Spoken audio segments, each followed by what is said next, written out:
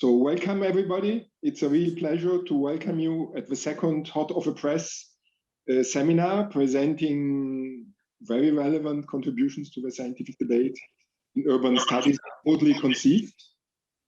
It is the Hot Off the Press seminar series within the research platform on the challenges of urban futures. And today we have the pleasure and privilege to be able to discuss the book Migrants and City Making, Dispossession, Displacement and Urban Regeneration by Ayse Çaglar and Glick Schiller. Before starting the book presentation, I will very shortly introduce the panelists. So first the authors. Glick Schiller is Emeritus Professor in Social Anthropology at the University of Manchester in New Hampshire, and she is currently holding visiting positions at the Max Planck Institute for Social Anthropology in Halle, Saale in Germany, and at the CUNY Graduate Center in New York. One of her concerns in her scientific work has been to explore the differences of power with transnational social fields in the relationship to the constitution of gender, race, class, status, poverty, second generation citizenship, and national identity. She gave quite substantial contributions to the issue in comparative terms and adding the historical perspective on migration and transnational processes. And she was the founding editor, actually, of a journal, Identities, Global Studies in Culture and Power. And she has been an editor for 10 years. And she currently is serving as one of the editors in anthropological theory. In her most recent books, among them also this book, she developed migration theory by examining the relationship between migrants and the city, contesting, and this is a particularly entry point, methodological nationalism of most migration studies. The other author I have the pleasure to introduce is Ayse Çaglar, who is a colleague at the University of Vienna. She's the head of the Department of Social and Cultural Anthropology and a permanent fellow at the Institute für die Wissenschaft des Menschen, also here in Vienna. Before joining the University of Vienna, she was a professor and chair of the Department of Sociology and Social Anthropology at the Central European University in Budapest, and a Minerva Fellow at the Max Planck Institute in Göttingen. She was the co-editor of journal Sociologus and the associate editor of Global Networks, a journal of transnational affairs, and members of many editorial boards and journals. She also has widely published about process of migration, urban restructuring, transnationalism, etc. And in the last few years, also a lot with Glick Schiller. Finally, we have, last but not least, of course, James Holston, who we have the pleasure to have as the discussant of the book. He's a political anthropologist at the University of California in Berkeley, and his research investigates the city as a strategic site for the emergence and erosion of citizenship, popular sovereignty, and democracy. His current work focuses on new forms of direct democracy and the development of an application software for different kinds of democratic assembly. And his books and articles and even software developments engage with this issue as an anthropology of critique and experiment. And among his famous books, we have A Modernist City, an anthropological critique of Brasilia, Cities and Citizenship, and most famous, Insurgent Citizenship, Disjunctions of Democracy and Modernity in Brazil. So this is the group of panelists. I thank them very much for accepting the invitation to present and discuss the book with all of you. And I was particularly happy to have such a big audience, and I welcome you all in this debate. So I give the floor now to the authors for their presentations, and then James Holston will step in as a discussant. Thanks a lot to everybody. Thank you very much, Yuri, and thank you for all the people involved in setting up this book talk and this series. I'm going to start, and then Ayse and I are going to take turns. Ayse and I are going to take turns in in making our presentation.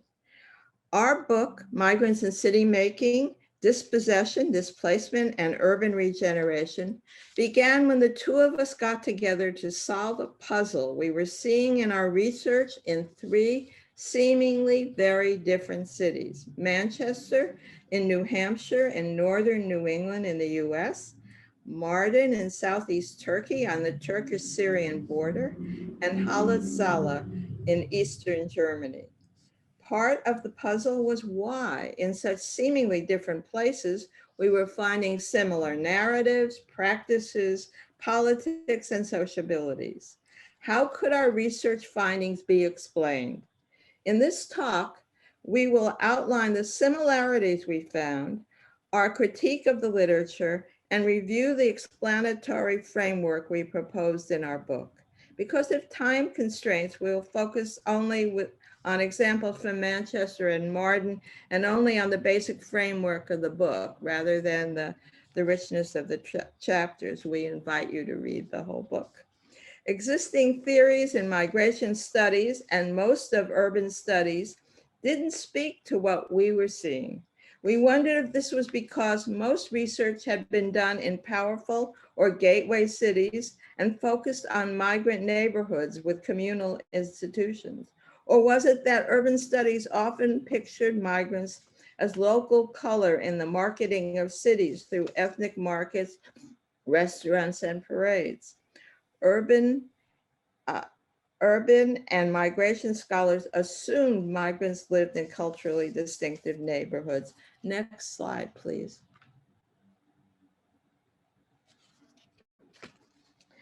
These approaches reflected the dominance in migration studies of methodological nationalism and the ethnic lens. A methodological nationalist orientation assumes that the territorial borders of the nation state delineate the boundaries of society and the relevant social, political, and economic practices necessary for understanding human mobility and settlement. Descendants of the supposedly mythical national population are supposed to share history, culture, identities, and common interests. Those from elsewhere are seen through an ethnic lens that homogenizes the population of both the nation states of settlement and of migrant origin, obscures what migrants and non-migrants may hold in common, projects culture as uniform and timeless, and obscures the global interconnections of culture, media, religion, profession, and politics, as we all participate in unequal globe-spanning capitalist dimensions.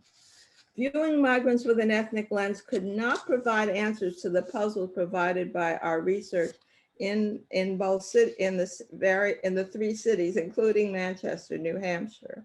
Although only 107,000 people lived in the city when our research began in 2000, Manchester was the largest city in northern New England. It was a former textile metropolis, and in the beginning of the 20th century had global trade networks. By the end of that century, Manchester had lost most of its industry, was impoverished, and its city center was almost abandoned.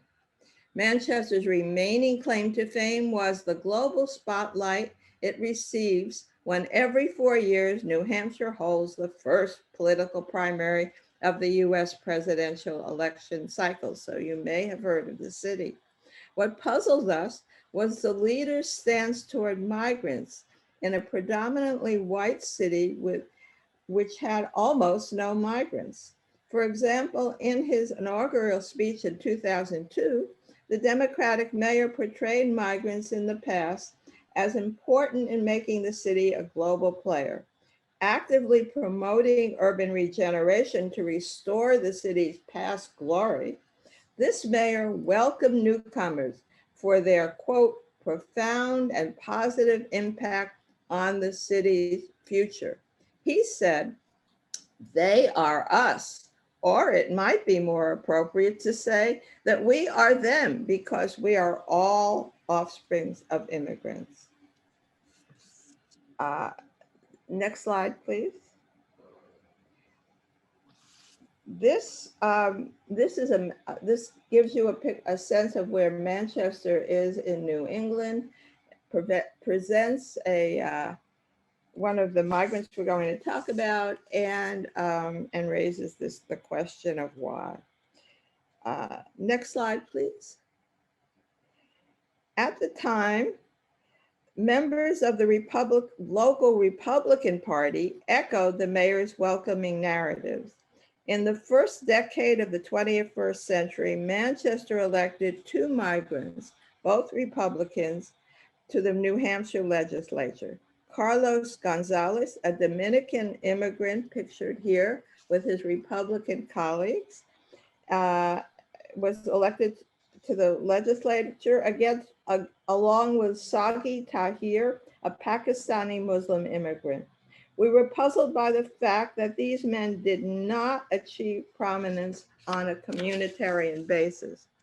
And we asked why and how were they able to become Republican Party political leaders? And why was the presence of migrants in the city valued by city leaders? How did migrants, without the support of ethnic organizations and ethnic neighborhood networks, become part of Manchester?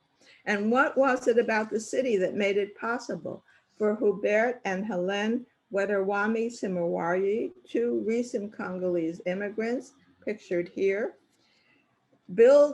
enable them to build a successful social movement composed of hundreds of people of all classes?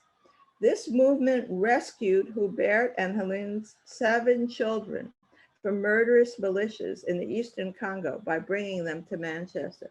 They're pictured holding a picture of their children in the Congo. Ayse, next slide, please.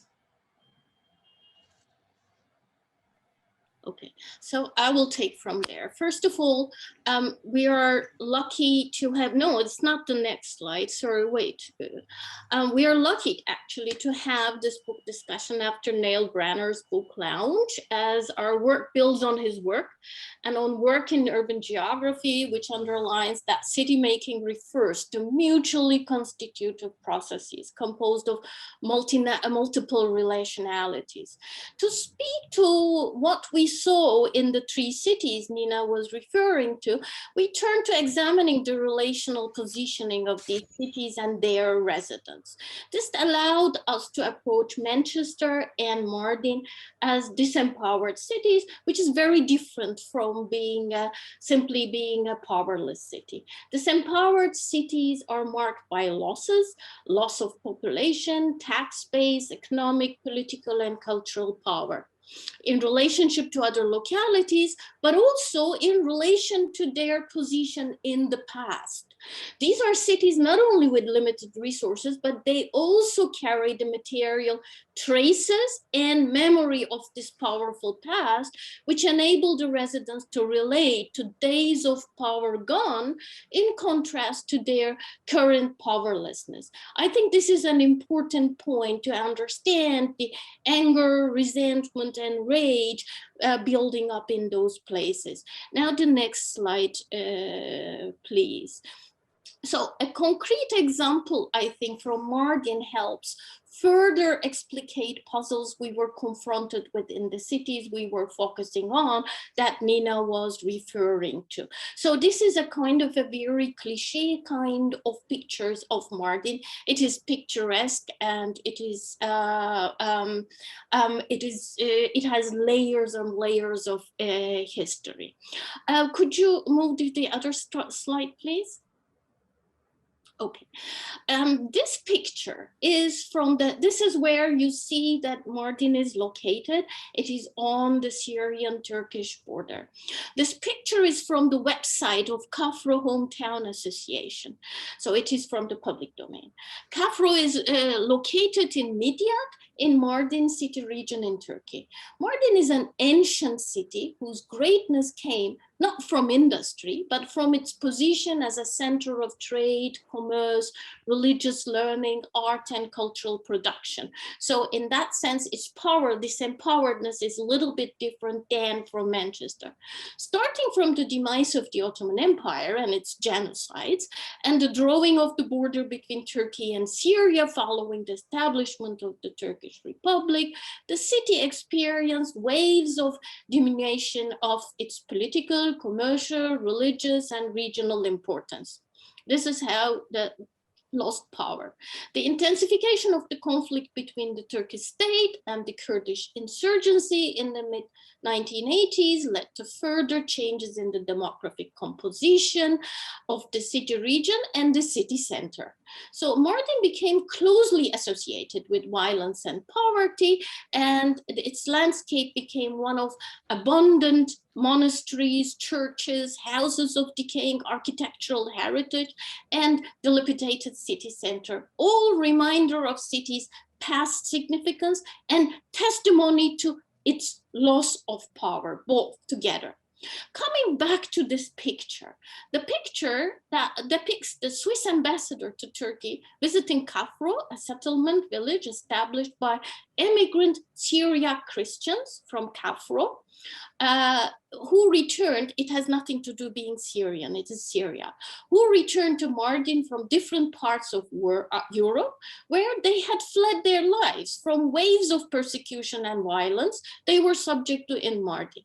They started returning to Mardin in the second half of the 2000s. The emigrants' return was puzzling in several ways. Why were only Syriac Christians from Mardin, not the immigrants from other Turkish cities in different parts of the world returning? And why were only those Syriac Christians who were in Europe, not those in US, Latin America, or Australia returning? In short, what was peculiar about Mardin? The theories of migrant return, mostly confined to the imaginary and analysis of sending and receiving states, and the ethnic lands Nina talked about, were not helpful to understand this peculiar process in relation to Mardin. These questions about the spatial dynamics involved in such returns were not even addressed if we were to take migrant attachment and the return to quote unquote ancestral land as natural, as methodological nationalism dictates us to do. The second puzzling question was, so first was why to Mardin? Then why was this return happening at this particular time? Given the long and continuing history of violent persecution of this group in Turkey and Mardin, why did they start to return and settle in the second half of 2000s? This became even more puzzling as the Turkish state, the main perpetrator, not the only one, but the main, reached out to these immigrants at the end of the 1990s and encouraged them to return, but they didn't return, they didn't come back. So what was happening in Mardin in the second half of 2000s to induce a group of Mardinite Syriac Christian immigrants in Europe to start settling there and acquiring value? Thus the question about, I will come to the acquiring value. The question about temporality and spatiality were closely connected, and the existing theories were not helpful to address them. However, this picture has another puzzling element. As stated before, it shows the visit of the Swiss ambassador in Turkey and his wife accompanied by the chief official of the place, together with the treasurer of the hometown association. Given that this place was a powerless town on the border of Turkey and Syria, very far from the capital Ankara or Istanbul, as you could see on the slide, why was this place of any interest to the ambassador? In fact, this place proved to be of interest to various other prominent people, not only the Swiss ambassador. When Seda, Seda Yüksel, hopefully she is also listening it. When Seda and I visited the same place in 2015 and were asked to sign the visitors book of the settlement when we were leaving, I saw a long list of visitors ranging from ambassadors, state officials, global religious organizations, representatives from Europe, Asia, US, evidencing the multi-scalar field and actors in which this quote-unquote removed border town was embedded. So the basic puzzle was, why did this place and these returnees become a value vis-a-vis such a broad field of multi-scalar actors at a particular point of time? How were they related to broader value creation processes taking place in Mardin then? So our dissatisfaction with existing theories and puzzling over the similarities emerging from our cases convince us that to address the mutual constitution of the relationship between migrants and city making, we needed a new analytical vocabulary, not only beyond methodological nationalism, but also one which approached cities not as the units of analysis, which Neil last month emphasized very strongly, but as an entry point for a comparative and relational analysis. We needed a conceptual vocabulary to address the valorization of the migrants at a particular time and space in relation to the key processes of value creation unfolding at that space and time, namely the way wealth is generated and accrued, that is to say, capital accumulation. And next slide, please. So we found such a vocabulary in a conceptual framework composed of dispossession, capital accumulation by dispossession, displacement, multiscalar and conjunctural analysis. So next slide, please. So capital accumulation by dispossession. I mean, just to be very, very brief, that I don't need to explain to this audience, but refers to processes of appropriating the means of subsistence and socially stored value by the use of legal, extra-legal forces and violence. With the emergence of neoliberalism, these processes of appropriation, extraction of property, rents, resources, but also fines, debts, taxation, have, as Harvey reminds us, have once more become crucial to accumulation regimes. So urban space, interventions into the built environment, real estate evaluations, financialization came to occupy a pivotal role in the accumulation strategies under neoliberal urban politics and policies. Next slide, please. However, once we talk about the concept of dispossession, it is very difficult not to address the concept of displacement, as these two processes are closely connected to each other. So very shortly, displacement refers to physical movement as well as downward social mobility. And in its both forms, it refers to the disruptions of previous relations to people and places. So displacement is not another term for mobility. The rupture, this disruption is crucial.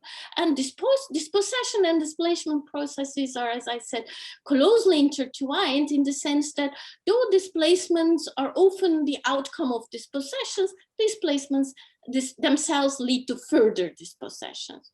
Here I think that we need a caveat. Why the concept of displacement rather than mobility? First, the concept of mobility is very much embedded within the political regimes that nation states and the imaginaries of the nation play a central role in determining what kind of movement and whose movement and when would it be defined or counted as mobility. Furthermore, the concept of displacement allows us to shed light on series of interrelated processes which often remain obscured by the concept of mobility. The lens is in the concept of mobility on the action, but the displacement connects, interrelates. So It allows us to frame movements in relation to other key processes so that we situate migration and migrant emplacement in relation to processes of wealth generation. In this way, it enables us to see and analyze how seemingly independent processes like Paranak Rimiraftab all the time reminds that, but also locations as well as institutions of varying scale are ultimately interconnected with each other. So a conceptual network anchored in accumulation, dispossession, and displacement allows us to address the process of wealth generation through urban development and migrant settlement and its contradictions in interrelationship to each other. Furthermore, it facilitates to capture not only the interdependencies among these processes, but also the resulting common conditions of precarity for conditions of commoning and displacement, which come to mark the lives of many urban residents, regardless of whether they are migrants, minorities, or not. This is important, I think, as such binaries of difference generated by national imaginaries and are often canonized and institutionalized by scholarship, dominate public narratives, and these are often the building blocks of the antagonistic discourses of populist politics. Next slide, please. So another crucial aspect of framework is multiscalarity. So bear with us so that we go through our kind of the vocabulary to make us understandable.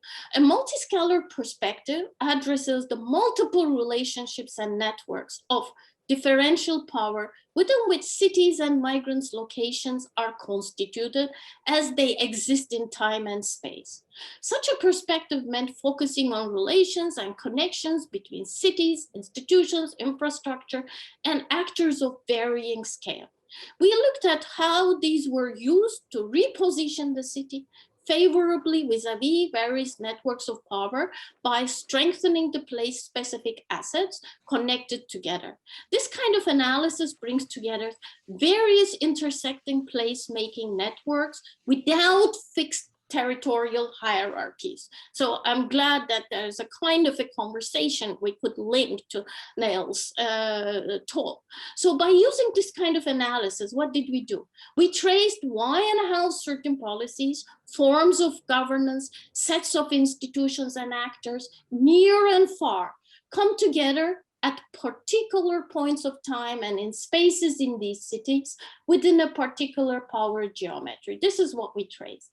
Now I will give the floor to Nina to turn to the other part of our conceptual network. Framework. Okay, thank you. Next slide, please. We call these processes of rebuilding and reemplacement city making. Studying city making is not just studying daily life. Neoliberal city making refers to the multiple ways the people of a city participate in, rebuild, and reimagine the unequal networks of power that constitute the social framework of their lives as they become part of urban restructuring, regeneration, and rebranding. This approach allows us to analyze the conditions that produce, in Holstein's words, a new body politic of multiple social economic affiliations, and to address political rage that can become movements of either the right or left. We saw within city making the possibilities and limitations of concepts of right to the city and social citizenship. And in fact, we devoted a chapter to this topic using as an example the Pentecostal church congregations in the cities we studied that claimed their cities for Jesus and yet became part of global right-wing politics. Therefore, our conceptual framework contests the celebration of urban social citizenship as an autonomous domain of successful claim making. Discussions of citizenship, whether legal or social, can't be detached from the exercise of different forms of structural power. including violent state power. Understanding multiscalar networks of dispossessive forces, which Ayse has just explicated, sheds light on the way that as conditions change, claims to rights can be undercut or negated by authoritarian power. This power can restructure migration laws, citizenships, and rights to political voice, making any or all of us illegal. Next slide, please. To talk about transformations of place over time, we use the concepts of changing historical conjunctures. The term historical conjuncture is a succinct way of speaking of transformations of the intersections of multiscalar, corporate, financial, political, mediated, technological, religious, civic, governmental, and personal networks in which we are all embedded, although with very different degrees and kinds of power. These are not assemblages, they're not random, they're linked to the accumulation of capital, as Ayse explained. Stuart Hall envisioned conjunctural analysis both as an analysis of the interrelated multiple shifts in global reorganization and a reflexive perspective on how we think about these changes. Currently, the concepts allows us to trace what Brenner and Theodore called actually existing neoliberalism, as it has changed the world to such a degree that it has paved the way for the emergence of multiple forms of authoritarian dispossession present in today's world and shaping and reacting and reflecting our emerging conjuncture. Okay, next slide, please. Okay, with this analytical vocabulary in hand, we were able to compare to 3 cities along several comparative dimensions we call parameters. We found that underlying the similarities among the cities were similar forms of urban regeneration in response to each city's disempowered positioning. The next slide, please.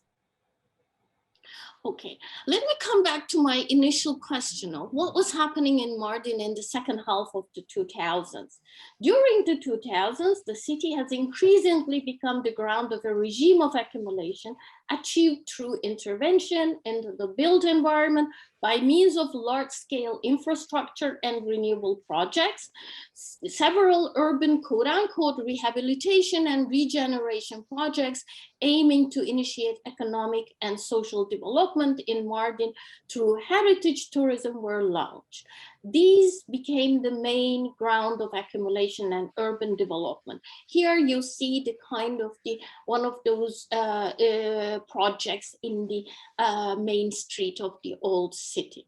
City leaders in Mardin striving to reposition their disempowered cities and to reach networks of financial, cultural, and political capital through such strategies adopted narratives and policies that valorized different segments of the city's population, different pasts and particular city spaces, especially in connection to the multi-religious and architectural heritage.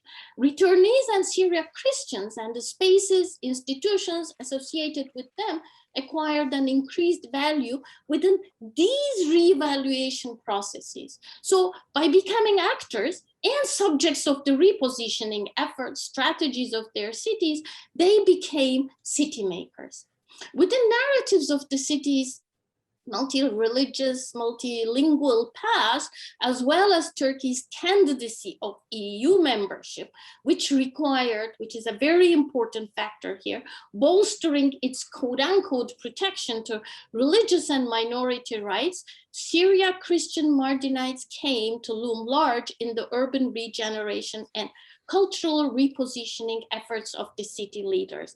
Some of the material that I was able to get on this kind of monitoring was through WikiLeaks by the communiques of the US consulate in Adana. The 2015 Biennale opening in Mardin, taking place in the old town at an abundant Catholic church, is a good example of the multi-scalar field of actors and institutions of this process of reevaluation, including the cultural actors and institutions. In addition to state, city, and local state actors, there were local and international artists and journalists.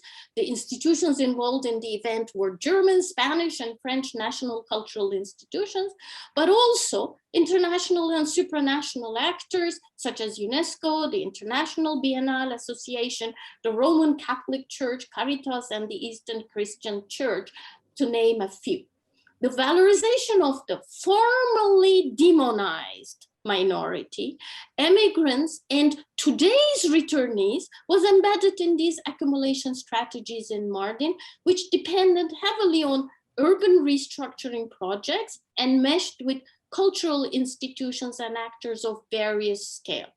However, like in Manchester and Halle, 15 years of urban regeneration, which in fact attracted private and state capital to these places, in Mardin too resulted in an increased cost of living, increased debt, increased impoverishment. So money came, capital came, city impoverished.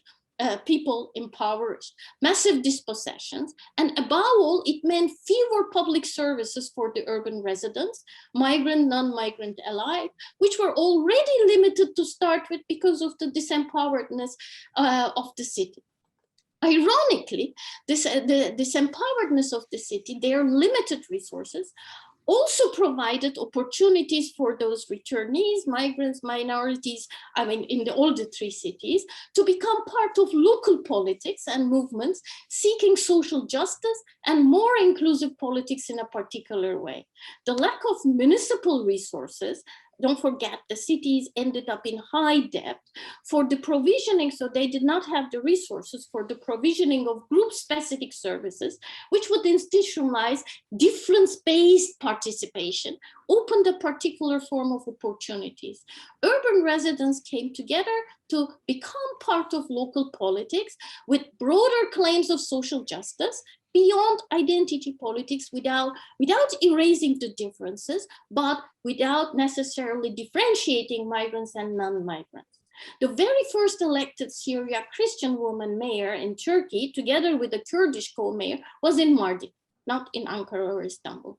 As in Manchester and Halle, political figures were elected on the basis of city commoning politics, seeking social and historical justice, and challenging the increasing disparities in their respective cities. This is here that we see that very similar kind of process James Holston talks about. However, what happened in Mardin afterwards, but it is not, unfortunately, it's not a happy end story. What happened in Mardin afterwards is a good reminder of the importance of a conjunctural analysis Nina was referring to. In the context of changing dynamics of geopolitics and global warring in the Middle East, as well as the location of Turkey vis-a-vis EU membership candidacy, Turkey moved drastically to authoritative politics. It was not very democratic to start with, but the move was significant.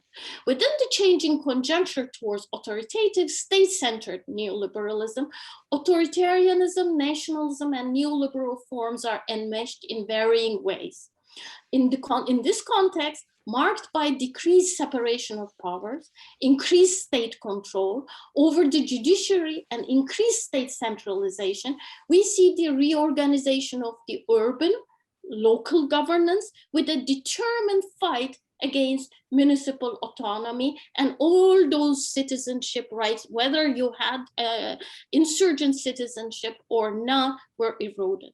These conjunctural changes clearly altered the narratives, policies, politics, and dynamics of minorities and city-making processes in Mardin, as they did in many other places. Not only the elected mayors were removed, but the city budget was put under the control of the central state by means of a trustee in 2016, and it continues like that. Now, I give the floor to Nina.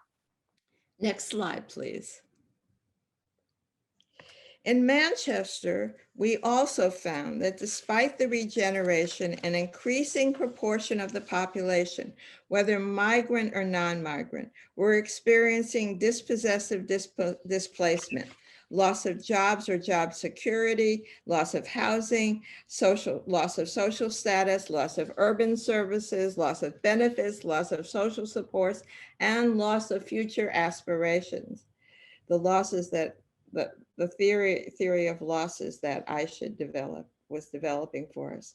Residents faced the challenge of reconstituting their social relations, their sense of self, and their understandings of the world. As in Mardin, there was almost no money for public services, and the city provided almost no resources for ethnic organizing for the small population of migrant background. However, city regeneration provided certain temporary opportunities. The city's welcoming narrative, which was part of the public stance of both political parties, did affect daily life in the city in multiple ways. For example, when the rebuilding of the city center led to empty storefronts, leaders welcomed migrant businesses, such as a halal Kentucky-style fried chicken, which serves the entire population. Opportunities also opened in real estate and construction, as migrant real estate agents offered migrants and working class people subprime mortgages to buy overpriced housing. And it was within the real estate and construction industries that many upwardly mobile migrants built networks and placing them within local politics. Both Carlos Gonzalez and Sagi Tahir, the Republicans elected to the legislature, worked in property development. Their political positions, Tahir headed the local Republican Party and was only the second Muslim elected to state office in the United States, were based not on their ethnic organizing, but on their positioning within multi-scalar financial networks. But non-ethnic relationalities were not only found among the powerful. We found sociabilities and commonalities between migrants and non-migrants in the workplace, in libraries, programs for the poor, Pentecostal churches, universities, small migrant businesses that serve the broader public, and organizations demanding migrants and workers' rights. We saw that that the settings for these social relations were ones in which increasing numbers of local residents led precarious lives and anticipated future losses. It was on the basis of these kinds of sociabilities that were acts of city making that so many people came together to save Hubert and Hellene's children's lives. In Manchester around the millennium and with the promised regeneration, people were searching for moments of hope and a sense of empowerment. The movement Hubert and Hellene built ranged across racialization, ethnicity, nationality, age, and class, and connected a broad network of people in the United States, in Manchester, the United States, and Africa. Hubert and Hellene's social relations reflected the kind of migrant, non-migrant ties we found throughout our research, and we have a chapter specifically on sociability. Their story links dispossession with multinational culture and mining using enslaved child labor, pictured here, in the Eastern Congo. It linked this to hundreds of people in New Hampshire. Hubert and Hellene organized me, my students, a powerful Manchester law firm, a Republican congressman and his staff, a former University of New Hampshire trustee, the university president, pictured here with Hubert and Hellene, a Catholic parish, newspapers, public radio, a born-again Pentecostal minister, a charitable organization of New Hampshire businessmen, and a cast of many other hundreds. The members of the social movement signed petitions and donated money and time until a special act of Congress granted the children humanitarian parole. People's desire to help the children resonated with the public narrative of migrants as an invaluable to the city, which Manchester's city leaders had been promoting. You see downtown Manchester, the old textile mills that have now been converted into a university and high-tech workshops. However, during this same Save the Children movement, Manchester's regeneration was also generating further long-term dispossessive consequences for many city residents. City leaders developed the city center with entertainment facilities, office buildings, and luxury housing using a combination of public funds, tax breaks, and the below-market sale or lease of publicly owned land to developers. The few newly arrived corporations often took advantage of public benefits and left. By 2007, the result of urban regeneration was success at attracting primarily low-wage jobs, growing public debt, further depletion of the tax base, leading to further reduced public services and higher taxes and higher housing costs.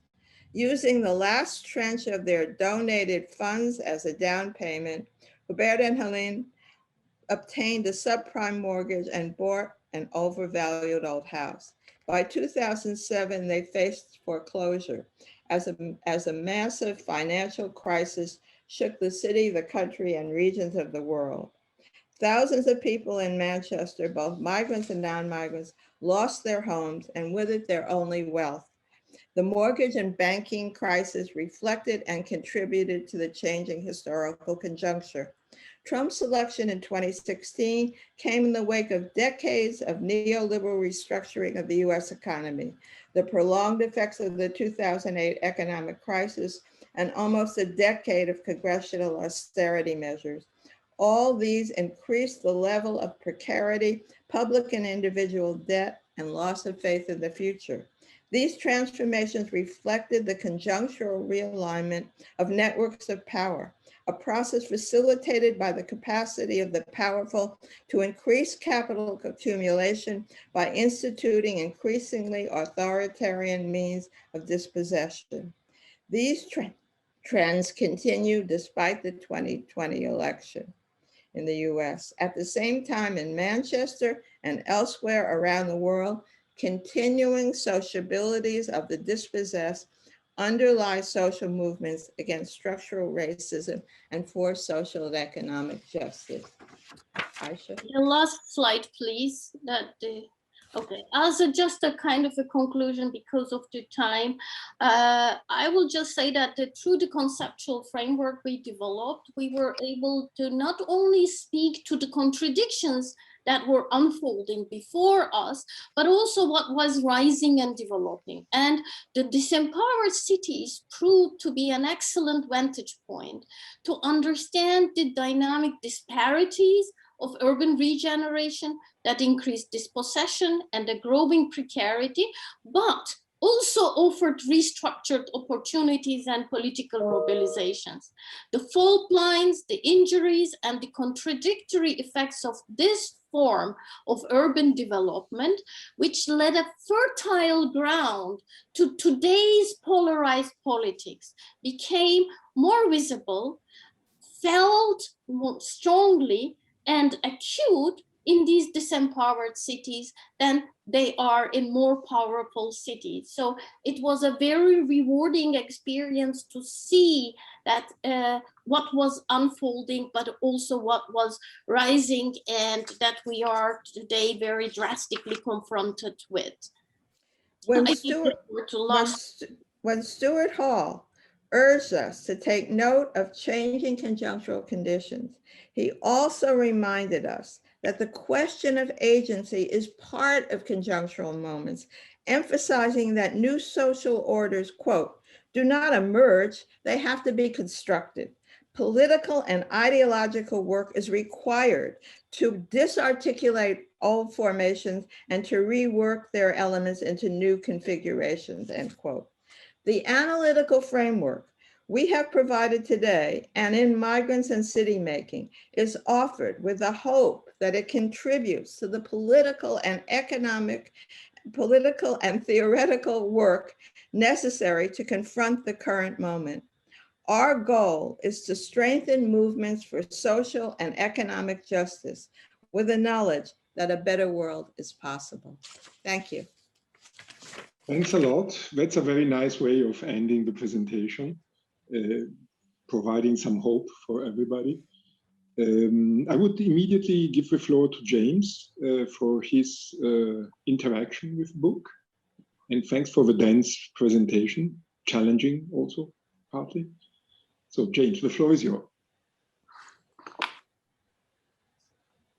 Thank you, Ayse, Nina, and Yuri for inviting me to participate in this discussion. It's a pleasure to be here. And welcome to everyone. Good morning, good afternoon, good evening, wherever you are in Zoom land. And it's great to be here together. I want to begin by saying that I found migrants and city making to be a path-breaking study of several dimensions, key to contemporary urban, or really key to contemporary social science research generally. It offers us a robust assessment of the analytic, methodological, and comparative components of the urban social life that residents make together, migrant and non-migrant. And in doing so, it stands much previous work on its head. In that sense, the book has a very broad reach for the study, not only of marginal, disempowered cities that are its focus, but also of all cities. Now, let me just then focus a bit on these three dimensions, the analytic, the methodological, and the comparative. The analytic dimension is very much focused on this critique of the ethnic lens, as the authors call it, of ethnic nationalism, by arguing and demonstrating how migrants are integral to city making, to social making generally, as integral as those who define themselves as natives. I'm always struck when I'm working in Europe. I was in Germany and Denmark before the pandemic. I continue to work in Denmark now. The extent to which people often call regularly, predictably call, let's say, people who have been, or of, let's say, Somali ancestry in Denmark, but who have been born in Denmark for 1, 2, even 3 generations, they continue to call them ethnic. They continue to call them Somali. They continue to refer to their mother tongue as other than Danish. And I'm always amazed how in Berlin, people who have been born in Berlin, who are to me German, are referred to as Turks. And the persistence of this ethnic lens, particularly in Europe, is really striking to someone from the Western hemisphere like me, right? Really striking. So I think that in fact, their point about insisting that ethnic nationalism is a vibrant force, particularly in Europe, is really well taken. So that people assume very broadly that nation states are in foundation ethnically homogeneous, and that homogeneity produces social and cultural cohesion. Migrants and city making is a strong critique of this view. So I want very briefly to highlight the 4 analytic components that Ayse and Nina have just set out, that constitutes an alternative of studying migrants and natives as close collaborators in city making. So there's, of course, the idea of multiscalar social fields in which social relations are constituted simultaneously at many scales and nodes and levels and networks, all marked by uneven distributions of power and force. That's really a crucial point. The second that is striking, the second analytic conceptual domain that is striking is the idea of emplacement, which perhaps they didn't emphasize so much in this presentation, but is crucial throughout the book, in which all individuals live within a nexus of unequal power, comprising all with whom they connect and interact in relation to the accumulation, dispossession, and displacement. It's a very complex choreography that they present in this sense of between displacement and emplacement. The third is historical conjunctures that they ended with in their presentation, that the social fields can be best studied as specific historical configurations of social relations emplaced in webs of power that range from the most local to the global, passing through urban, regional, national, and planetary, and involving many kinds of institutions along the way. That these fields need to be looked at in specific historical conjunctures or overlapping historical conjunctures. And the fourth is this idea that they advance of domains of commonality or commonalities. Instead of focusing on difference in the constitution of social relations, they focus on the generation of commonalities, of what brings people together, migrants and non-migrants alike, together, what they share in solidarity and mutual support. So the book is full of examples from these three cities that bring together these analytic conceptual dimensions of this framework.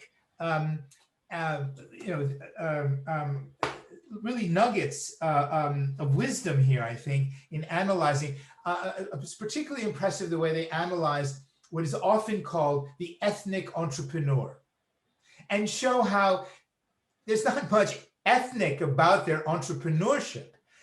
Rather, so I'm just reading a very short couple of sentences on page 118 about a Vietnamese entrepreneur named Lan in Halle, who has a shop, a food shop on a traffic circle, I think it is, if I remember correctly.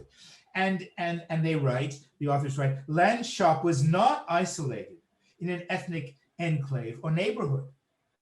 No, quite the contrary. It was in a central traffic circle next to many other kinds of shops. Rather, through her actions, she linked her own kitchen, Halle, Leipzig, and massive multinational corporations connected through a wholesale firm in the Netherlands. However, she took these actions within the contingencies of structural forces that played out in Halle, as they provided both opportunities and barriers for small retail businesses. Contrary to claims made by celebrants of migrant businesses, Lan and other migrant business people could neither revitalize Halle nor be sure of securing placement for themselves and their families. In other words, they were business people, like any other business people. And throughout the book, they continue to have these wonderful examples proving or demonstrating the very analytic and conceptual framework that they and I've just highlighted. Now, Nina and Ayse are very precise in proposing and developing their analytic concepts and vocabulary, and this precision is a terrific achievement, and I have to say, a pleasure to read. And so I hope you'll permit me to interrogate it a bit, because the framework is so compelling.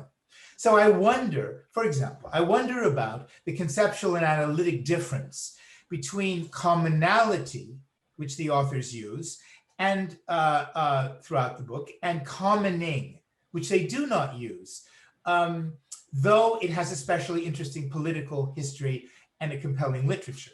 So, drawing on, let's say, Aristotle's notion of friendship and maybe Simmel's idea of acting through as though equal, which the authors do cite, I wonder whether the concepts of commoning and its related notion of commensurability better capture than commonality how people produce the city through their lives and works as a collective social and material product. In effect, commoning is a social field at the intersection of city making, city occupying, and rights claiming, which is precisely the intersection that our authors focus on in fields of uneven power. Perhaps there's not that much of a difference between commonality and commoning, and I'm carping a bit here, but commoning has a vigorous literature and conveys an active making that I think commonality does not. So that is, commoning relates to city making as action, both gerunds in English, city making, commoning, as ways of doing, whereas commonality refers to any shared feature and not one that is necessarily active and strategically produced. Moreover, commoning refers to the development not only of a sense among people that they are constructing a realm together, call it a realm of solidarity, out of their common activities, but also of a sense that they have contributor rights, as I call them, to the commons thus created. It thus presents that aspect of sociability that is political, through which claims are articulated and exercised. The commons may be materialized, like in a city space or square or something, but it's fundamentally about the activities and relations that produce it. So commoning offers, I think, for example, a conceptual frame for understanding how social life may nourish democracy, and vice versa. What turns an urban commoning into one of political action, especially of a direct democratic nature, is a process of communication, deliberation, articulation of contributor shares through specific methods of public debate, specific methods, not any method, but specific methods of public debate, access to information and proposal development and decision making. So it's just a thought about vocabulary, since Ayse and Nina are so rigorous and precise in developing vocabulary, which is great. They developed 5 parameters for their methodological comparative study. They didn't talk much about methodology here, but it's a very important component of the book. And the 5 are, first of all, to study disempowerment, disempowering positioning, if I can put it that way, of cities. In other words, not global cities, but specific disempowered ones. Plans, the second point is plans and projects for urban restructuring. The third is references to migrants within these branding narratives, which they did discuss in their presentation extensively. The fourth is the degree of investment in services for migrants. And the fifth is opportunities for migrant emplacement within multi-scalar regeneration processes. Now, they set out these parameters for comparative study as a critique of research that begins with nationalist or civic assumptions that territorial units, like nation states and cities, are culturally homogeneous in foundation, and that this homogeneity produces social and cultural cohesion. Right? That's the ethnic lens critique. So I hope they'll forgive me for discussing something that they, or for raising something that they don't really discuss, but because their view and their ambition is really global, if you will, because they really consider a very general problem of cities. I can't help but think about cities in Latin America where I work, but which the authors really don't consider. There, in Latin America, there is no assumption of ethnic nationalism. In that sense, so in that way, there is a sense in which the foundational criticism of the book is somewhat Eurocentric. For, as I said, ethnic nationalism doesn't apply to Latin American urbanism nationalism, which emerged in the 19th century as an explicit, or even before, as an explicit counterproposition to this European assumption of foundational homogeneity. Rather, throughout Latin America, and perhaps I would even venture in much of the US, though New England is probably similar to Europe in this regard, right? New England, where Manchester is. The basic problem of state and city building is how to produce a politically and socially organized urban and national public for the conceptual frame of nation and city out of the diverse populations that state building elites inherit, so to speak, some of whom they view as absolutely pariah populations to this project. Now, on the world stage of city and nation building, city and nation making, these mixed populations gave them, the elites thought, a distinct disadvantage. The 19th century challenge was how to erase that supposed disadvantage and even turn it to an advantage. And elites, city building, city estate making elites fabricated various solutions, most of which are racist, if not genocidal, like whitening through race mixing, but also constituting a lasting arsenal of ideologies of inclusion that are still very much in effect, from developmentalism, racial democracy to carnival. And these ideologies blur the brutalities, I would say the necropolitics, in fact, if we think of contemporary Brazil under Bolsonaro, of these societies in which systematic violence and repression characterize the multiscalar social fields for most Latin Americans. They work to mask elite positions, as articulated by the president of Brazil in 1920, that, quote, the social question is a question of the police. That's a very different beginning than an assumption of ethnic homogeneity. So my point is that this is a very different societal foundation than that of European assumptions of ethnic homogeneity. And I just wonder, it's somewhat, perhaps illegal of me to introduce something they don't discuss, but I just wonder whether, it suggests to the authors a different, though related, analytic approach. Right? Now, the disempowered cities that they study are all seduced, I'm turning to the comparative dimension, are all seduced by similar regeneration strategies that failed, as Ayse and Nina show so convincingly.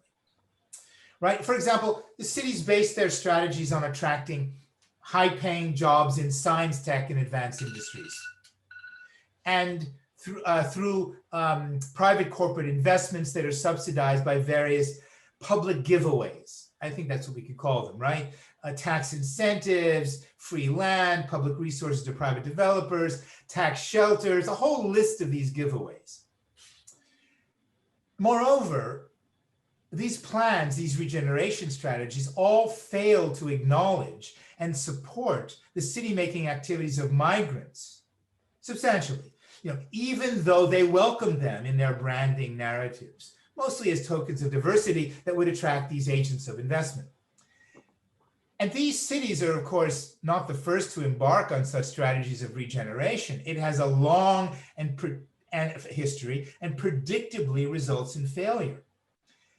But it's striking, isn't it, that the cities seem not to learn from each other.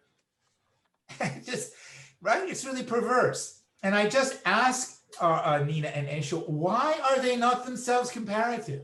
Why are they so seduced by what is obviously a failed recipe? Right? It would just seem obvious, but they're not. And it's perplexing to me as I get through the book. How can they not learn from each other? All right, finally, I want to talk about the concept of social citizenship that they deploy. They give us a brilliant analysis of the social citizenship of born-again Christians. It's a chapter in the book, of how religious beliefs, organizations, and practices foster both local and global networks of citizens of churches. Right? It's a powerful chapter. And this analysis is especially powerful because it shows us how these networks produce and are enmeshed in global structures of power that challenge or that really collapse standard categories of public and private, as well as state and civil society. And also that link local prayer groups to the global expansion of right-wing fundamentalism, anti-democratic politics, war, and imperialism, both military and cultural. Nothing that we become so unfortunately used to, with the advent of people like Trump and Bolsonaro and the various potentate, martinets that we have in Europe today. So Nina and Ayse deploy the concept of social citizenship in contrast to that of cultural citizenship. And the latter, cultural citizenship, they object to, as I do, as an advocacy of a politics of difference and multiculturalism for their own sake.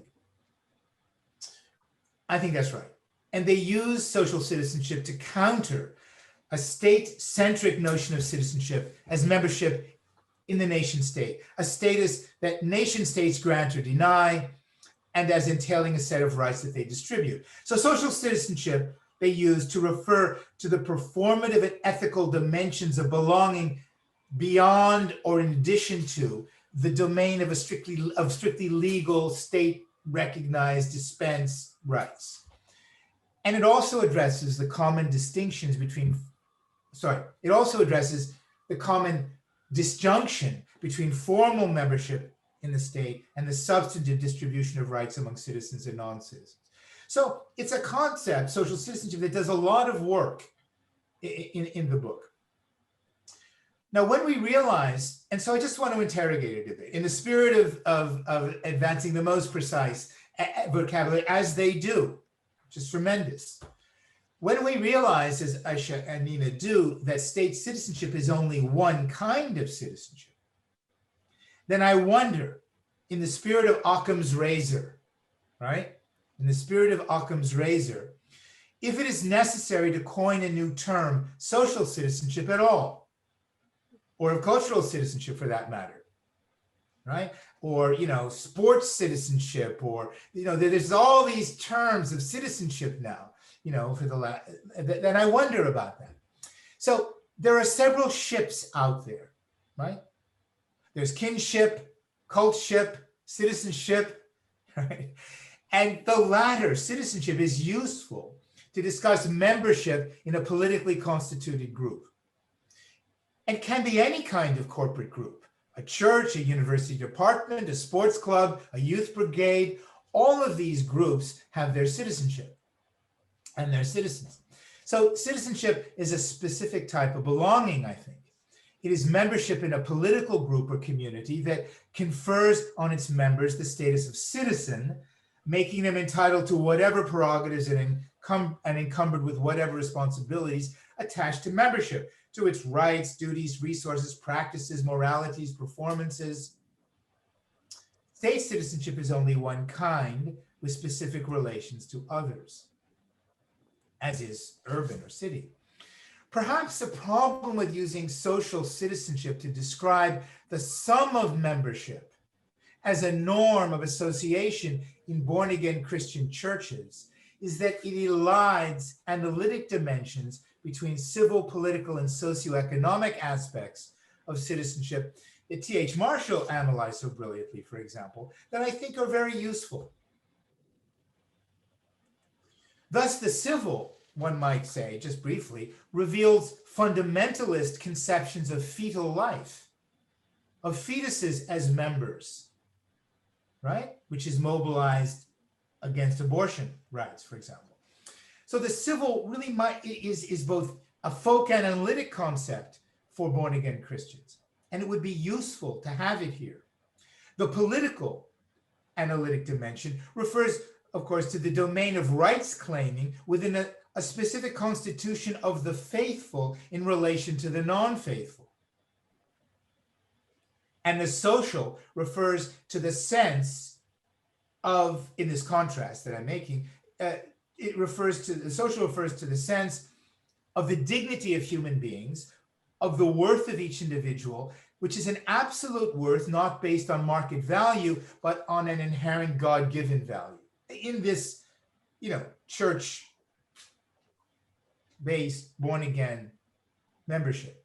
I'm just suggesting that deploying an analytic frame that distinguishes between civil, political, and socioeconomic aspects of membership in the corporation of born-again churches, rather than lumping them together under the rubric of social citizenship, might enhance or would enhance the precision of the powerful analysis of the complex social fields of church membership that Ayse and Nina give us.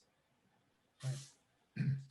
So I just want to conclude with that, just to provoke the authors into thinking more about the very precise, robust, analytic frame and vocabulary they so generously and compellingly give us in this very important work. Thank you. Thank you. Thank you very much, James. It was a great discussion, and you laid on the table very interesting issues to be put forward in the debate. I don't know if you want to respond immediately or if you want to gather maybe 2 or 3 questions, and then you have the floor to finalize your answer. Ayse. I would just say that because thank you, James. This is really very inspiring, very interesting. Amazing the way that you read the book. But I think because James raised very important points, at least I think we could pick up a couple of them before collecting. This is my feeling. I don't know how Nina feels about it. Okay, I don't want to lose his points, Yeah. but let's try to be brief, because Yeah, let's just open the discussion rather than fully answer the questions. Okay. So yeah. Okay, go ahead. No, I was just going to say that I will maybe pick 1 or 2, then maybe you pick a couple of, and then we continue, or how do you want to do? Yeah, let's do that. I wanted to say something about domains of commonality and commenting, and you might want to build on it, because I've thought a lot about just this question, James, and it's really helpful. All the points you were asking, it's lovely to have this conversation. I wish we had hours. This is the problem with Zoom, and we can't sit down at a pub or something and continue. We will. Which is where Andreas and I got to write that article. But anyway, I think there's a difference between commenting. I think we mean both words, and it's not just trivial. I think there's a difference between the kind of social relations I was observing in Manchester, and we were observing throughout our research in the beginning, and the commenting activities, claims, and political consciousness that has been emerging in those places within social movements. We wanted a language to look at the way people came together. The reason it's domains is that they didn't have everything in common at all, but there was something that they shared that allowed for a social relationship. In my experience with political organizing, often people assume that you just appeal to people's general political interests, put out a leaflet or a Facebook post, and people show up. And that doesn't look at the way social relations are actually forged. And then people say to each other, having found something in common, hey, let's go do this, or have you heard about this? I mean, this is what I think is the sequence that leads both to the right wing and the progressive organizing. So I think when we talk about domains of commonality, we're talking about the kinds of social relations that people form, the shopkeepers with their customers, the people on the floor of an apartment building, the migrants who had no help in Manchester and just walked down the street and somebody noticed they were disoriented, or they grabbed somebody and communicated that they didn't know where to buy food. That kind of relationship is what we were trying to theorize, because we found it as so important in reconstituting the fabric of the city. And then we also think we do need to study and research commenting. I hope that briefly opens up the discussion. Did you want to say more on that point, Ayse? Yes, I had a point also, a little bit slightly different. And because I have also thought about it, and there I'm more in terms of the focus on I do not want to collapse domains of commonality and commoning, but I do think that these domains of commonality establish the ground for the commoning. And I think that I take it very seriously. And I think you know that also, that I like this kind of the acting together, involved in the action, in the commoning, because this is how you constitute yourself as political subjects. And this is, I think, that's why I do not see it as a kind of either it should become domains of commonality or commoning. I think we were trying to lay down what enabled this kind of commoning, what established a fertile ground where people acting together, this is what, in a way, what Nina is saying, that you realize and you establish those kind of relations and sociabilities that we were referring in action and in deed. So it is very much following Hannah Arendt in that sense. So I hear you, and I do not think that that is very different. But this connects us to the question of the social citizenship, because the social there is about the kind of sociabilities. And it is there a kind of mutual recognition of mutuality, but it is not a solidarity. So this is also with the commoning. I think if we collapse commoning to solidarity, we will be losing a lot in the potentiality of those actions, and we will be putting them into a kind of a encasement. I don't think so. That and this is what we were trying to get that's why we refer in the book the Latin sense of social, where it is about companionship, about fellowship, but this is not a solidarity. This is very close to the commoning, but you can it is taking place also not only in rights claiming. So that is why that we were putting the sociability and social citizenship together. In addition to that, this is what I wanted to say in relation to the commoning. So, thanks, I'm very much with you. The other question about, I don't know whether if we are allowed to do that the Eurocentrism question, and in terms of the Latin America, how it might be, we are not looking at those, but it's not a question of looking at those, whether what we are formulating could capture the dynamics and the processes that are taking place there. If not, then it is an Eurocentric perspective.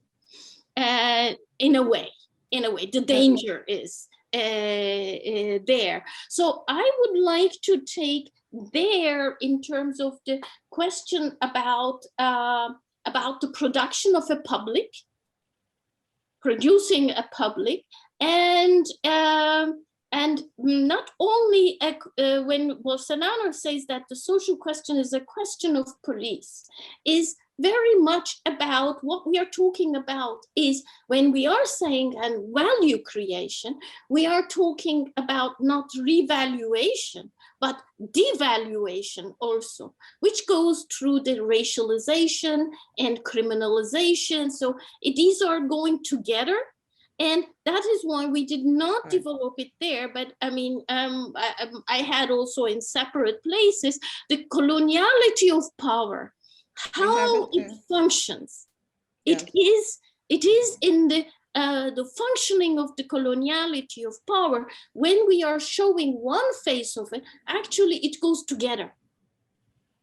And that we could see, I think, where we were not focusing very much on that, but trying to how it creates that the kind of the dispossess.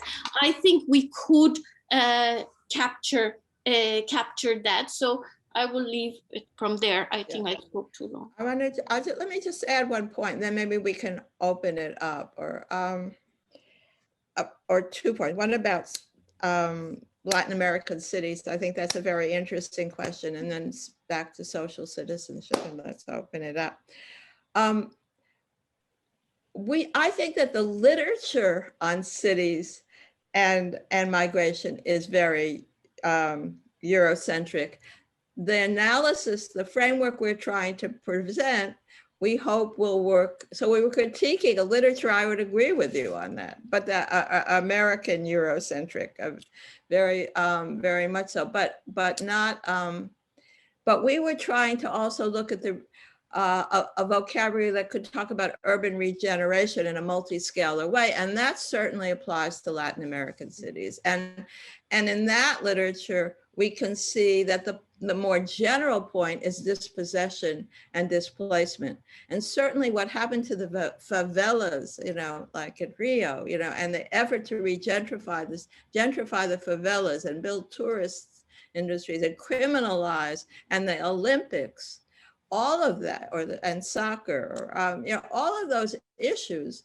When you build stadiums, there's a global literature that allows you to understand how populations have to be criminalized, racialized, and dispossessed in order to revalue property. And the framework we're presenting, we think, is broader than just the cities we're talking about, and does fit into that.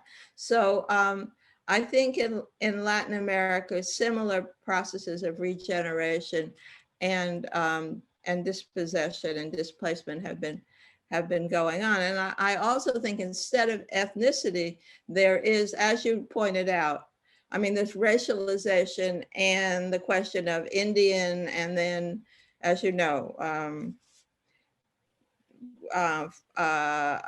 categorizing people as whether or not they belong to the nation state in terms of their their indigenous background. So all of that and the modernization model that you talked about actually fits into the framework that we're trying to propose as something that we can generally have a language to use to talk about the relation between cities and migrants. I mean, what we believe, and I've written about, is that cities have always built by migration. There's no such thing as a city without migration. It's rural, urban, or international, and those are floating signifiers anyway. So let me leave it at that and say social citizenship. I have to think about more than what you said, because we were trying to capture a situation in which people were seen as not part of the city and were making claims to become part of the city through their Christianity. And it was people of both undocumented asylum seekers, failed asylum seekers, and poor Germans or poor dispossessed people in white people in New Hampshire, who felt that that the whole regeneration were pushing them out and stripping them of their social status and in fact in New Hampshire of their whiteness. And so we were trying to find a language that does that, and it combines, yes, it combines the question of the civil and the political and the socioeconomic, because that's how people were experiencing their dispossession. So maybe that's why. And maybe we could open it up, Yuri, for now. Yes, we have just, actually it's over now officially, but if you all agree, we can go on a little bit. We have a few questions in the chat box, and if everybody is fine with that, I can read them out. And so I have a question to the authors. I'm wondering, can a government of a disempowered city, local government, change the path of a city and revitalize it without addressing the needs of particular groups in the city, dwellers, especially the vulnerable ones, but also foreigners or immigrants? Do you think that an urban policy tailored to the particular groups is needed or not? This is one question. And we had a few more. If you want, we can group them and you can respond to all of them at once somehow. Could you please explain how you understand solidarity analytically in your framework? And how did the pandemic influence the processes that you observed in terms of sociability and commonality? Was there a specific stratified impact on particular groups? Most probably, yes, I assume. Final question. The person who posed it noticed that you focus on negative categories like displacement, etc. Would it have been possible to do a similar analysis by focusing on positive categories like well-being of migrants in cities? Quite different questions and different angles, but maybe you can find a way of combining them.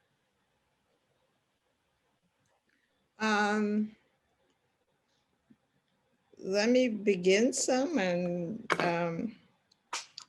speaking to themes that running through the questions. Starting with the last, and the first question about can regeneration happen without addressing the needs of the impoverished, of migrants. It depends. And the question of positivity. It depends on whose regeneration for what, and that is related to the nature of neoliberal urban restructuring. In other words, and this links to James' question, why do cities keep doing this?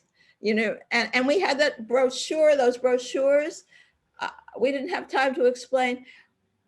Each of the cities went to outside firms who created these glossy brochures about how wonderful life in the city was going to be when they restructured it. They had all these plans, and they all looked the same. The brochures looked the same from these very different places. Because some people do benefit. There are winners and losers under capitalism. There are winners and losers in this urban regeneration. In Manchester, it's very clear because the urban developers and the city politicians are very closely aligned. And that's why these migrants could become politicians. The real estate interests and urban redevelopment, and they did just fine. They did fine, but you know, large numbers of people didn't. So can we benefit the poor and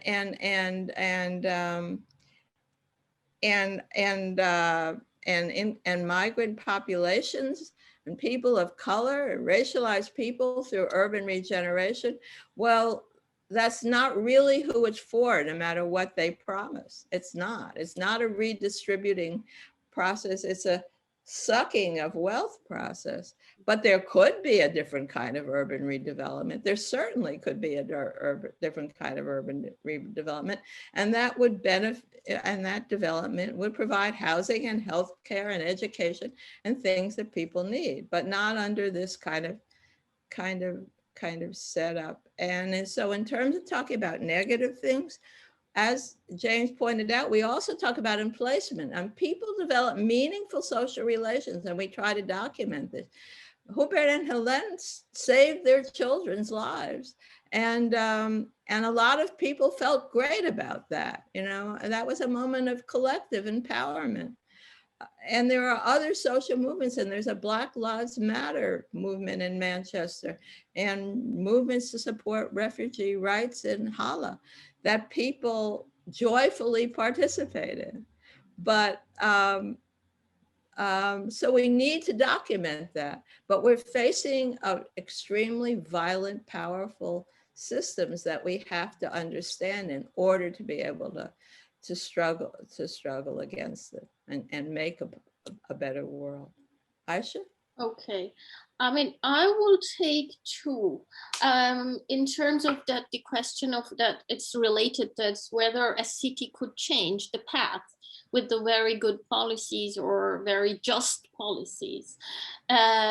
It depends how you are looking at. It is related to the question of why we are not talking about the positive things and the well-being.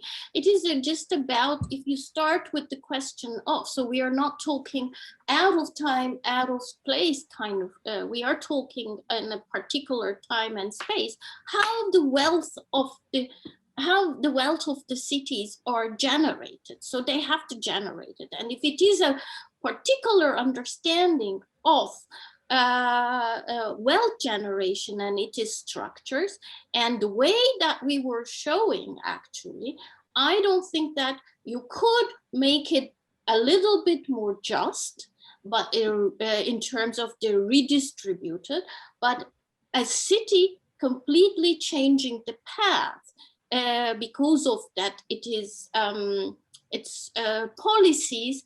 I find it very difficult to situate, to put it into how wealth is actually generated in today's world. So that this is I don't think so. Actually, this is where I finished, that within the changing conjuncture, all the policies of the city had changed. And then they lost actually what kind of an autonomy they had it. And this is not only happening in Mardin. I keep saying that the mayors losing their power. I mean, there was a lots of talk about that, how the mayors were empowered. Yes, they were, especially within the neoliberal urbanism, but that now that within changing the conjuncture, this is being reconfigured too. In relation to the question of the solidarity, I don't know how Nina will take it, but I will stick to the question of the commoning and the domains of communality rather than solidarity, because this is the solidarities. One reason I would say that, and this goes back to the constitution of as a political subject in act. Solidarity usually assumes that you have different kinds of ready-made groups with certain claims, with certain agendas, and I would like to see it a more dynamic one in terms of how they, by coming together, by sharing certain concerns, not necessarily all in terms of ready-made groups with boundaries, that they pose challenges. And this is where I see contentious politics, actually. And I see the commoning and based on the domains of commonality and this kind of acting as itself a contentious act, because what you're doing is that people who are, so this allows us, not the solidarity, I think, it allows us to see the people who are divided in policies, in discourse, in scholarship, acting together. And I don't think that the solidarity concept enables us to do that. And this is where I see the challenge of this kind of acting together. Okay, thanks a lot. Nina, you want to add something?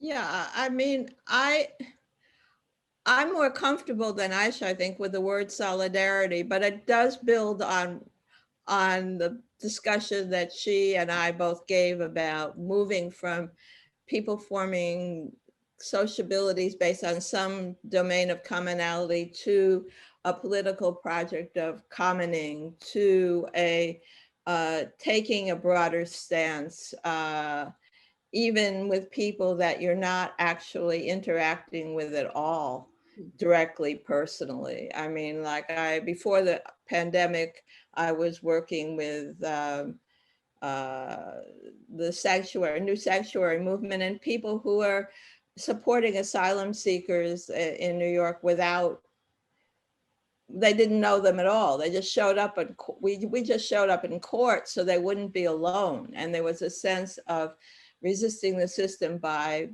an act of, I would say, solidarity. But you know, it'd be nice to have a longer term to do that. It is linked to the other question about the pandemic. The pandemic has both kept people from that kind of interacting, allows all of us to have this moment together, even though we are not talking enough to each other and through Zoom. And but it's also created commenting. I mean, all the food pantries, the sharing of food in the US, people showing up week after week after week after week, because more and more people are out of work and have nothing to eat. And we're about to see if they're going to be evicted. So you can see this in the US, you can see it, and you could see it in the, you can see it in different ways around the world as people come together to, in this moment of frightening deprivation. So, and then there's the political effort to try to blame the other people. And we see the racism and the anti-Asian crimes that are taking place in the US. So this is a potent time, a time of contradictory time. That's why we talk about the need for us collectively to analyze this emerging conjuncture. And build on Stuart Hall's, we have to understand it. We have to talk to each other about it. We have to have a sense that times are changing and why, in order to be able to be part of collective progressive change. We have still a few questions. I don't know if you want to take them on board or we should stop here. I wanted to just say one thing, may I? Yes, of course. Just very quickly, when Nina responded to my rhetorical question about why don't cities learn from each other, of course they do. As you said, of course they do, because what we're talking about is an elite committed to sucking wealth out of everybody else, right? And so we're talking about capitalism in its sort of worst hegemonic form. And you know, really the question, which isn't rhetorical, is why we don't have revolution. Frankly, you know, and that's right. I mean, and why the left has simply been incapable, it would seem to me, of articulating a really profound response to this, you know, dispossession, right, of people's wealth. So I think it's very important to emphasize exactly, there are these companies out there that produce these brochures, and all these elites go to the same one, Baines or McKinsey, whoever they are. And so do universities. Right. Let the universities do the same thing. Yeah. And people might even vote for them. The dispossessed ones sometimes. So which is even weird. Exactly. So I will read very quickly the last questions out, and then we have the final round of comments from your part. So could you briefly compare the notion of disempowered cities to the ones of shrinking cities, depressed cities, marginalized cities, ordinary cities? What would be the analytical value added of that? Other question, how would you interpret people who disengage from the city? So being physically present, consuming, voting, but not engaging. How is this your model? And then there is Monica de France, who has also a question, but it should be really very brief. Monica. Yes, thank you. Thank you that I may talk. Hello. Thank you very much for your presentation and for your, unfortunately, I have not read your book, so I can just tell from you, I share very much your critique of methodological nationalism and your multi-scholar approach. Sorry, I was just wondering about, having not read your your book, about the role of nation states, because migration is still defined by nation states. and nation states, like if we look at multi-scalar relations, we need to look at opportunity structures offered by nation states for migrants in different ways. And I was just wondering about the difference between the US and Turkey, which have very different political systems, maybe one maybe with a more authoritarian dominant party and the other one a two-party system, and democratically different maybe. And well, so I was wondering, maybe this is also wrote out of the problem of Eurocentrism and ethno-nationalism, to look at this from a comparative perspective and not only focus on the commonalities between the cases, but also the differences. I'm not sure, but probably you looked at this anyway in your book. Thank you very much, Monica. So the final round of reactions from your part. I don't know, Nina or Ayse would like to start. Ayse, you want to talk about nation states in Turkey? No, I don't want to talk about nation states and Turkey because I don't think that this is also happening only, I mean, I don't want, but I think because there was US top, Trump, as if it were very different, which I'm sure that Nina would be challenging. Of course, it is about the methods of variation finding in a way. I mean, the differences in the similar cases. So Nina could take that up, and I would like to do the shrinking cities and that kind of stuff. That's where the processes that we're discussing in this book involve nation states and multi-scalar networks of power, but not only nation states. And we mention conjunctures because we think that the conjunctures are changing the way a small handful of very powerful capitalists work in all these nation states. And as we could see, so that what Ayse talked about, mayors being disempowered now in Turkey, this the same thing is happening in the US. When we began this research, we said, look at all these cities, you know, they're welcoming migrants. Look at the cities in Germany, look at the cities in the US, they're welcoming migrants, even while national politicians are saying that we don't want them, because these cities need them, particularly disempowered cities really needed new populations and multi-skilled migrants. But now they're losing their power to be able to do that. They're losing their power to declare emergencies and pandemics in the US. So we see a restructuring of the political process and a taking away of the ability to vote more and more in the US. So, and the support of authoritarian politics. This is not a US-centric problem. It's not a Turkish problem. We have to look at the restructuring of politics at this moment in the conjuncture where the accrual of capital happens with various forms of dispossession. And it's those processes of dispossession that we're trying to theorize, and it links to the question of the disempowered cities. So Ayse, why don't you take it from there? Yeah, I mean, but also I would like to add to that, this is why I ended up that the central state, centralist, but it is not the kind of a nation state and the developmentalist understanding of it. That is why it is a kind of an authoritarianism, state centralism, but together with the neoliberal forms. So this, I think, it is exactly what we were saying in terms of the change of the conjuncture, is that how that the roles and the weights are reconfigured, but it is not that the nation state actually returning to as a kind of an iron hand of it.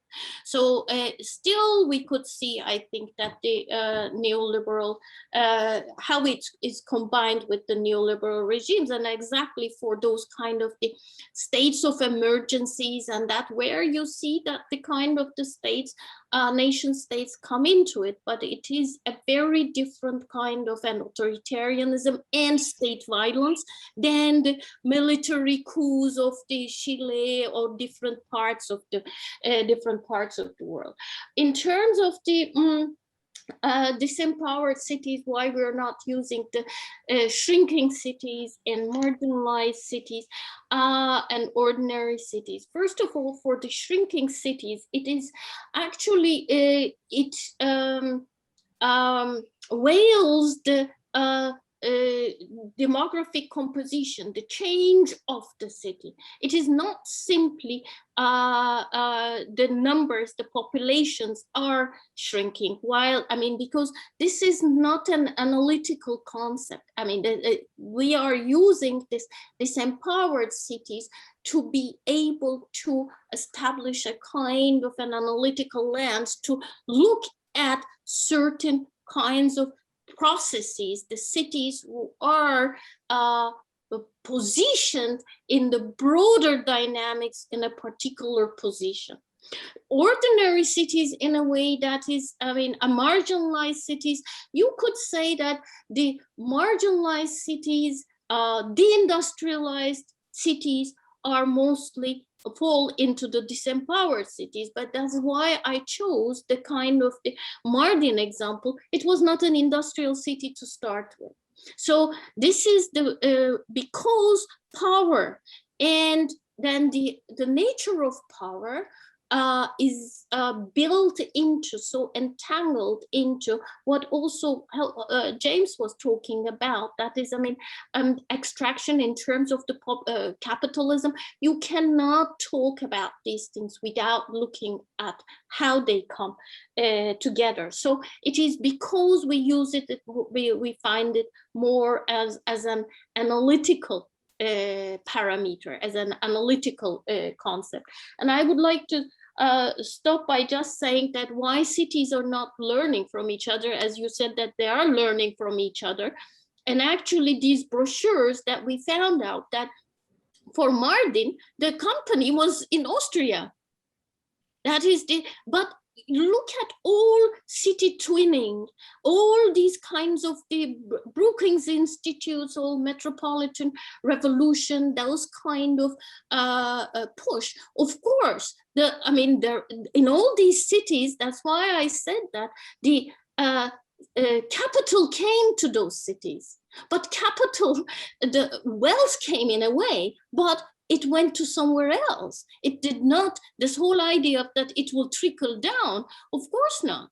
So this is, and they are positioned in a disadvantaged way to have at least something from those capitals because that they are disempowered, and then they ended up even more in debt than they started. Okay, thanks a lot for this passionate reply. And I would like to thank you all, first of all, the presenters, but also James, who not only gave excellent comments, but also kicked out this very interesting debate, I would say, which... Yuri, can we just say one word about the last question, Roxana's question? I mean, okay, go ahead. I don't think that in any political process, everybody is always involved. I mean, you have the classic description of this massive Russian Revolution, people going to take the government and some people going to the opera. I mean, so you can't get discouraged when some people say they're not there. I mean, as time unfolds and contradictions unfold, as we've seen, more people do get involved. The people who went and stormed the US Capitol never thought they'd be involved. And to James's view on revolution, the problem is, why did they do it for that? You know, and that's the question, not that they didn't come in motion. So people do become in motion at different times. The conjuncture changes the possibilities of political motion. The question is, what do they understand as the problem, and how our responsibility in working so that they understand what the problem is and the nature of the capitalism we're all connected to part and help construct, for better or for worse. So wonderful. I think that was quite a good way of closing and being a bit more aware about the criticalities this involves. So see you all, or part of you at least, in 1 month's time, when we will be discussing the next book about the affordable city, which I think is also a quite interesting issue for urban scholars. And you will be getting information about that in due time. And thanks a lot also again to the presenters, to the discussants, and everybody who stayed with us up to now. Enjoy the rest of the Yuri. day. Thank you, James. Yes, thank you very much. Thank you, everybody. And to everybody connected from all over the place. Goodbye, everybody. And lovely.